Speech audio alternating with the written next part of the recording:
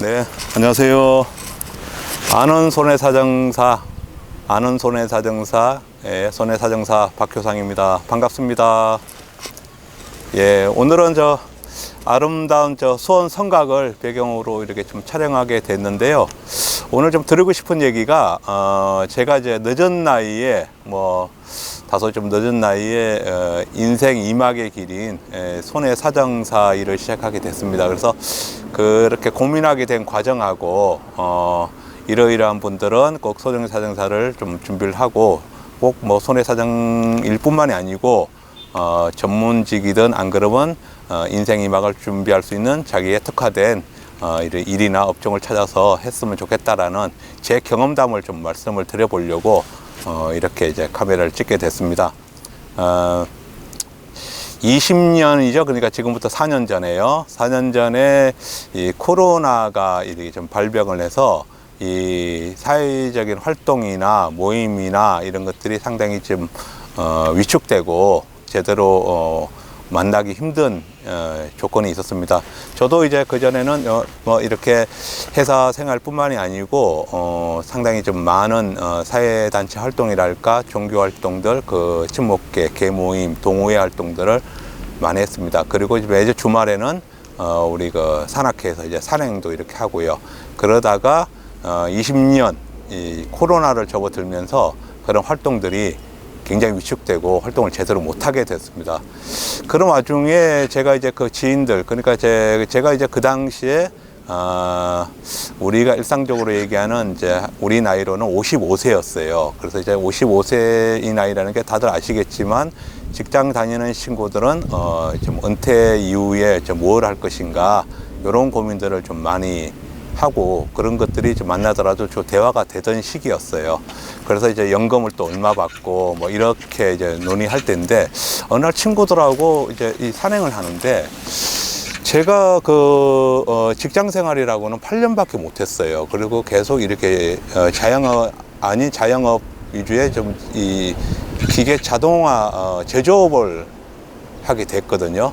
그러니까 이제 그 대학 졸업하고 91년도에 이제 학교를 졸업을 했으니까 98년도, 99년도 초까지 그때만 이제 직장 IMF 때죠. 그때 직장 생활한 게 다였어요. 그러다 보니까 그 뒤로는 이제 그 대표로서 그리고 법인회사의 대표이사로서 그렇게 계속 이제 그 경제 활동을 했었는데 그러다 보니까 제가 이렇게 연금 넣고 국민연금이죠. 연금을 넣고 이런 액수가 상당히 적었어요. 그래서 그 당시까지만 해도 4년 전만 해도 별 위기의식을 못 느끼다가 친구들하고 이제 55세가 다가오고 다들 직장 다니는 친구들이나 공무원을 하는 친구들이나 이런 친구들은 정상적이면 일반 사기업을 다니면 한 200 전후에 이렇게 65세 때 연금을 매달 수령하고 그리고 공무원을 다니거나 교사를 하거나 이런 친구들은 한 300 또 매월 300만 원에 가까운 돈을 좀 받는 이제 이렇게 구조가 됐었어요. 그래서 제가 한참을 고민했는데 제가 이제 좀 이렇게 다행스러운지 몰라도 저희 이제 가족력이나 이런 것들이 우리 부모님이 지금도 아버님은 이제 8대 중반을 넘어서 이제 구순이 다가오시고 어머니도 이제 8대 중반을 가시고 그러는데도 우리는 치매가 있거나 이렇게 각종 성인 질병이라고 할 수 있는 고지혈증, 당뇨 이런 것들이 없어요. 그때 이제 북에 아버지 계통으로 해서 이 고혈압 쪽이 좀 있었는데 그거는 제가 좀 젊어서부터 가족력 때문에 주의를 많이 하고 있고요. 그러니까 우리 부모님들도 80이 넘어서 이렇게 구순을 바라보시는데도 큰 가족력 없이 그나마 건강하게 이렇게 계시거든요. 그러니까 제 때에는 한 90을 넘어서 100살까지 이렇게 좀 건강하게 살 것 같아요. 그러다 보니까 매달 그것도 65세 이후로 연금 받을 시기에 나이가 되면 매달 내 주위에 있는 친구들은 직장을 계속 다녔던 사기업을 다녔던 친구들은 200만 원에 이렇게 연금을 받고 그리고 공무원을 냈거나 이런 친구들은 300만 원 전후에 연금을 받게 되는 거예요. 그러니까 저는 140만 원도 안 되는 거예요. 당시에 직장 생활도 조금밖에 안 했고 그리고 이 자영업자들이나 그 사장들은 고용보험이 강제 조항이 아니잖아요. 그러다 보니까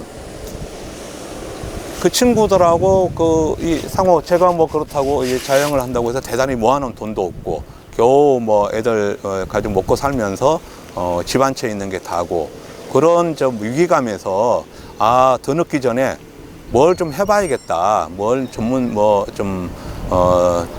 뒤에 그러니까 이렇게 나이에 큰 구애 없이 이렇게 경제 활동이나 할 수 있는 거를 좀 자격사를 좀 따놔야겠다는 고민을 했어요. 그런 가운데 이제 1차적인 게 저는 이제 매주 아까도 말씀드렸다시피 산악회를 통해서 이 산행을 갔다 그러지 않았습니까? 물론 뭐 한 10여 년 전부터 백두대간을 우리 가족들하고 집사람하고 우리 아들하고 같이 이렇게 백두대간을 종주하고 했었던 기본적인 취미생활과 근력과 이런 것들은 좀 있었어요. 그래서 숲을 좋아하니까 산림청에서 시행하는 발행하는 숲길 등산 지도사라는 게 있더라고요. 근데 그때가 이제 고민한 게 20년 2월이었는데 코로나 발병하고 이제 이렇게 막 사회적으로 전파되는 이제 막 시기였죠. 그래서 다행히 20년 3월에 숲길 등산 지도사 과정에 그런 자격사를 공부할 수 있고 그리고 실질적으로 공부를 등록해서 공부할 수 있는 그런 프로그램이 있더라고요. 숲길 등산 지도사 협회에서. 그래서 이제 제가 등록을 하고 바로 이제 4월달, 5월달 그때는 6월까지 3개월간 교육을 했었는데 물론 이제 일요일 날 위주입니다. 그래서 그 교육을 들었어요. 듣고 나서 이제 숲길 등산 지도사를 그것도 이제 등산과 관련된 기본적인 지도자니까 아무래도 등산 일반 관련되는 교육을 토요일날, 일요일날 하물며 암벽에서부터 뭐 9급 처치까지 이렇게 여러 코스 일정들이 프로그램들이 있어요. 그래서 한 3개월간 주말마다 토요일마다 공부를 하고 7월 초에 이제 그것도 시험이 있습니다. 그래서 그 이론 시험을 패스를 하고 7월 말에 이제 그 자격증을 산림청장님으로부터 숲길 등산 지도사를 취득하게 되었습니다. 그리고 등산 지도사는 옛날에는 산림이 우리나라는 뭐 아시겠지만 70% 가까이가 이렇게 산림으로 이렇게 구성이 되어 있지 않습니까? 전국토에. 그래서 이제 예전에는 산림을 보호의 목적에서 한 5년 전부터인가 그건 자세하게 좀 모르겠습니다만 6년 전, 7년 전부터인가는 이제부터 국가 시책이 등산이 숲이 단순히 보호의 목적에서 우리 국민들을 위한 복리 정진에 기여하는 방향으로 국가 정책이 대전환을 이루게 됩니다. 그러면서 숲이 이렇게 좀 현대 생활을 하는 현대인들에게 여유와 힐링을 할 수 있는 그런 좀 복지 측면에 그런 것들이 많이 강화가 되어서 숲길 등산 지도사가 해야 될 역할들이 좀 많아졌었죠. 그러다가 숲길 등산 지도사라는 게 지금 이제 이렇게 뭐 취업이나 이런 과정을 보면 매년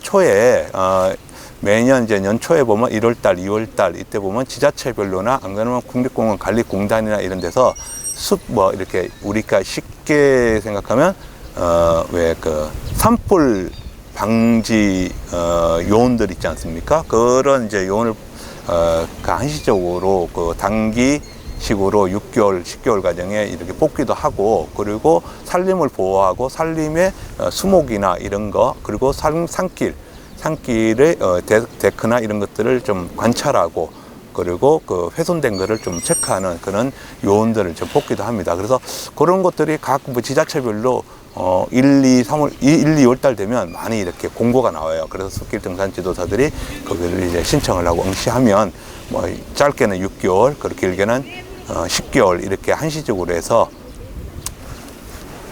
공고가 많이 나옵니다. 그래서 이제 그쪽에 응시를 해도 되고요. 그래서 저는 이제 공부를 한 김에 지금까지는 뭐 저는 숲길 등산 지도사로서 자격증만 취득해 놓고 본격적으로 활동은 안 했고 그때 이제 제가 조금 공부를 습이 좀 된 거죠. 그래서 습을 이어서 당시 손해평가사라는 게 있었어요. 그게 좀 생소하시겠지만 그때 50 이후에 은퇴자들 전후에서 이 3년 전, 4년 전에는 굉장히 이렇게 바람이 크게 일어났던 이제 자격증인데, 쉽게 말하면 그 농작물 있지 않습니까? 농작물을 예전에는 농작물이 이렇게 자연재해로 인해서 피해를 입으면 고스란히 농사를 짓는 농민들의 피해로 다 왔었어요. 하지만 이제 국가가 그런 이제 그 농민들을 위해서 국가가 일정 정도 보조를 하고, 그리고 지자체에서 일정 정도 보조를 하고, 그리고 자부담 10% 내지 20%, 그러니까 국가가 한 40~50% 정도, 지자체가 30~40% 정도, 그리고 1~20%는 자부담으로 자기가 부담하고, 그러니까 보험료가 그 농작물, 그 과수원을 보험을 드는 거죠. 농협 손해보험이나 이런데.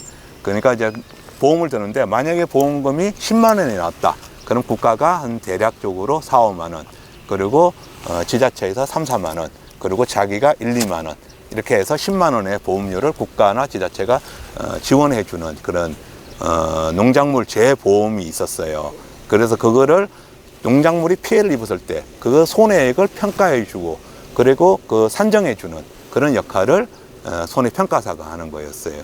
그래서 손해평가사 시험이 그때 당시에 한 3년 전, 4년 전 그때 굉장한 좀 바람을 일으키고, 그러니까 그 우리 TV 프로에서 나는 자연인이다, 이게 상당히 좀 크게 뭐 좀 많이 시청을 하고 그러지 않았습니까? 그래서 이렇게 은퇴자들이나 우리가 50대를 넘어가는 우리 중년들한테는 그 로망으로서, 그래 지방이나 이런 데 가서 이렇게 몇 개월 살고 뭐 이런 것들이 굉장히 좀 많은 꿈의 로망처럼 되고 있었는데, 이 손해평가사가 그거를 충족하는 그런 그 50대 이상의 그런 그 중년들의 로망을 확 땡겨주는 그런 이제 직업이었어요. 그러니까 그 꼭 평가라는 게, 농작물이 뭐 태풍이 온다거나 가뭄이 온다거나 여러 재해가 있을 수 있지 않습니까? 그러면 이제 거기 지역에 한 지역에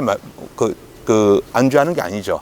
그러니까 제주도가 발생할 수도 있고, 전라도에 발생할 수도 있고, 뭐 이렇게 쭉 올라오면 영주에 사과 농사를 좀 피해를 입을 수도 있고, 이제 그런 저 철원까지, 하물며 강화도 뭐 이런데 쌀농사 짓는까지 이렇게 그 재해가 발생하면 그걸 손해를 평가를 하고 전국을 돌아다니면서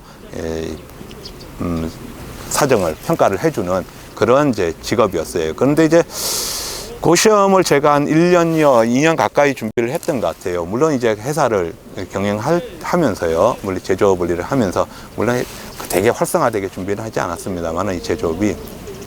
그러다가 한 2년여 준비를 해서 2022년도에 공부를 했어요. 근데 그게 손해평가사 제가 7회였어요. 7회 시험을 보는데,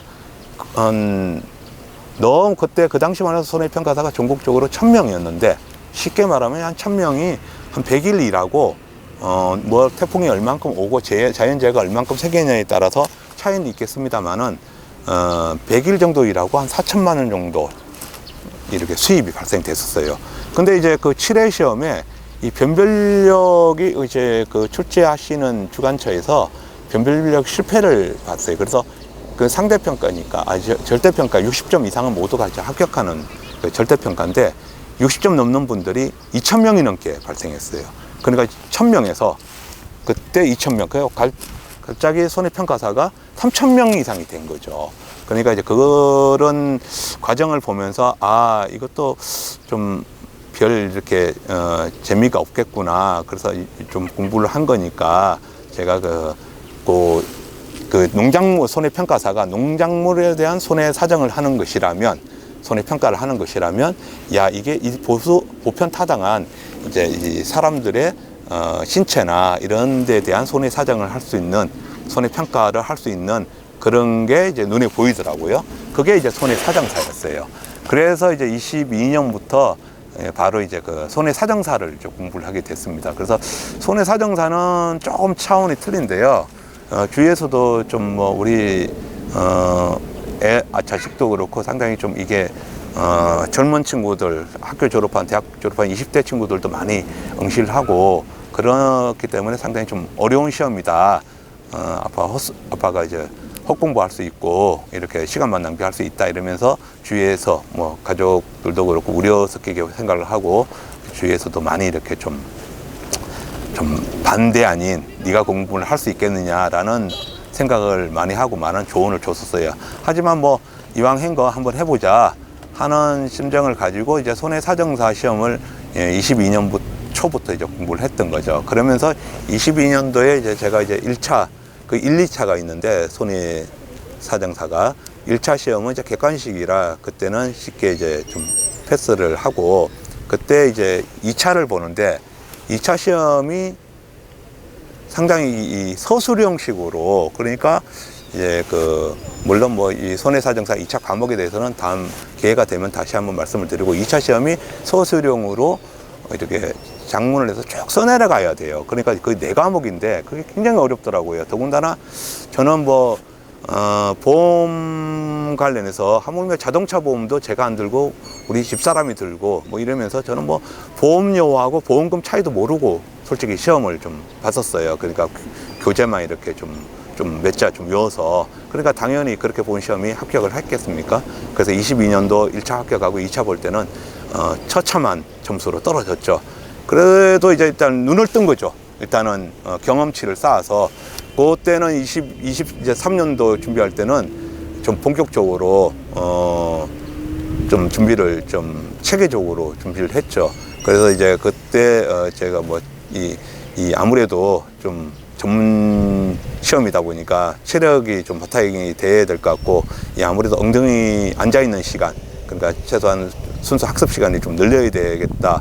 근데 시간은 어떻게 시간을 좀 내겠는데 이게 앉아 있는 게 힘든 거예요. 뭐 다들 그러시겠지만 그리고 이제 이 집중력 문제 있지 않습니까? 젊지도 않으니까 그때가 이제 55세에 처음으로 시작을 해서 57세 이렇게 접어들 때인데 이게 이게 금방 외운 것도 이제 까먹게 되고 그리고 그 통으로 이제 잡아 써야 되고 이게 굉장히 어렵더라고요. 그래서 집중력을 할 수 있는 공부 그리고 체력을 다지면서 할 수 있는 저만의 이제 좀 트레이닝을 했어요. 그거는 이제 저만의 트레이닝은 이제 그 산행이었어요.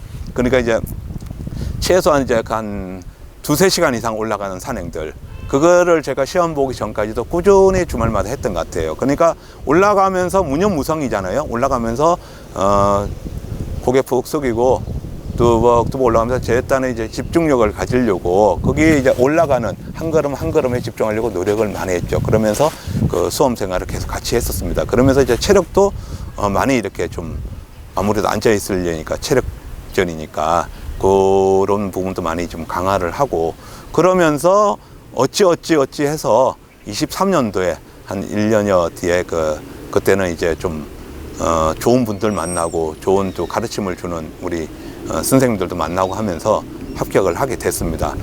제가 합격하고 나서도 솔직히 되게 좀 어려운 과정이고 이게 제가 젊은 친구들은 당연히 보험사를 갑니다.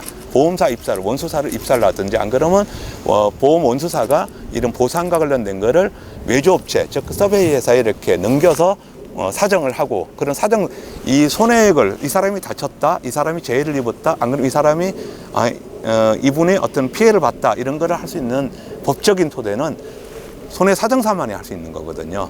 보험회사가 하는 게 아니에요. 보험회사의 소속인 손해사정사가 하는 거죠. 보험회사 소속인 그 협력업체인 손해사정사가 하는 거고.